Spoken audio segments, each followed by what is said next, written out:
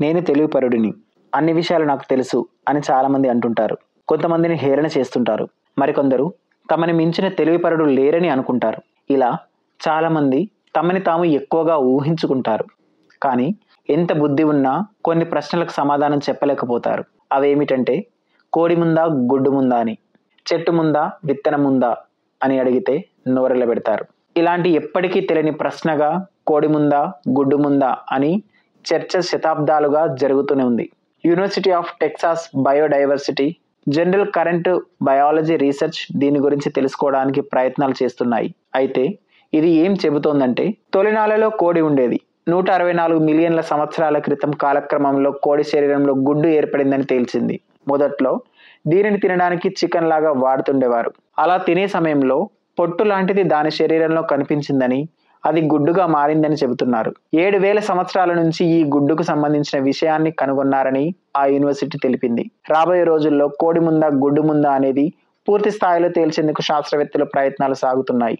ఇలాగే ఇంకా విశ్వంలో తెలియని ప్రశ్నలు చాలా ఉన్నాయి. చెట్టు ముందా విత్తనం ముందా, ఇలా ఎన్నో విషయాలను తెలుసుకోవడానికి శాస్త్రవేత్తలు వారి ప్రయత్నాలు చేస్తూనే ఉన్నారు. చెట్టు ముందు అంటే విత్తనం భూమిలో మొలకెత్తితేనే కదా చెట్టుగా మారేది, చెట్టు ఉంటేనే కదా విత్తనం వచ్చేది. ఇలాంటి $1 మిలియన్ ప్రశ్నలకు సరైన సమాధానం దొరకాలంటే ఎన్నో వినూత్న ప్రయోగాలు జరగాలి. వాటిని జరిపేందుకు ప్రభుత్వాలు శాస్త్రవేత్తలకు సహకరించాలి, ఆర్థికంగా సహాయం చేయాలి. భూమిపై ఉన్న చాలా వింతైన వాటికి సమాధానాలు శాస్త్రవేత్తలు కనుగొనాలి. కోడి ముందా గుడ్డు ముందా, ఈ ప్రశ్నకు శాస్త్రవేత్తలు ఎట్టకేలకు సమాధానం చెప్పారు. కోడే ముందని ఆధారాలతో సహా నిరూపించారు.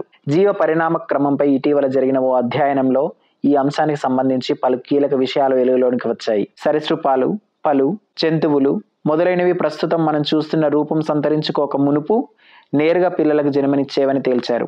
51 శిలాజాలాలు, ప్రస్తుతం జీవించి ఉన్న 29 జంతు జాతుల ఆధారంగా శాస్త్రవేత్తలు ఈ నిర్ణయానికి వచ్చారు. ఇవి మొదట్లో తమ పునరుత్పత్తికి నీటిపైన ఆధారపడేవని చెప్పారు. ఈ క్రమంలోనే పరిస్థితులు అనువుగా మారే వరకు అవి తమ పిల్లలను గర్భంలోనే దాచుకునేవని చెప్పారు. ఆ తర్వాత నేలపై జీవనానికి అలవాటు పడే క్రమంలో గుడ్డు పెట్టడం ప్రారంభించాయని అన్నారు. ప్రస్తుతం జీవించి ఉన్న కొన్ని జాతుల బల్లులు అప్పుడప్పుడు నేరుగా పిల్లలకు జన్మనిచ్చి తదిమ సందర్భాల్లో గుడ్లు పెడతాయని చెప్పారు. బ్రిస్టల్ యూనివర్సిటీ, నాన్జింగ్ యూనివర్సిటీ శాస్త్రవేత్తలు సంయుక్తంగా ఈ అధ్యయనం జరిపారు.